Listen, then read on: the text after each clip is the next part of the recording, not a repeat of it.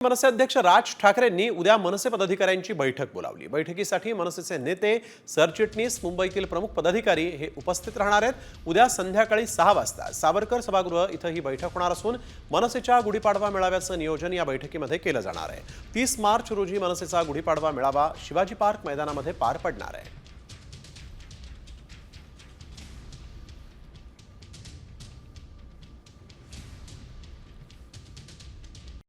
Comscore नुसार आता isakal.com आहे देशातील नंबर 1 ची मराठी न्यूज वेबसाईट। प्रत्येक अपडेटसाठी isakal.com ला नक्की भेट द्या। मनसे अध्यक्ष राज ठाकरेंनी उद्या मनसे पदाधिकाऱ्यांची बैठक बोलावली। बैठकीसाठी मनसेचे नेते, सरचिटणीस, मुंबईतील प्रमुख पदाधिकारी हे उपस्थित राहणार आहेत। उद्या संध्याकाळी 6 वाजता सावरकर सभागृह इथं ही बैठक होणार असून मनसेच्या गुढीपाडवा मेळाव्याचं नियोजन या बैठकीमध्ये केलं जाणार आहे।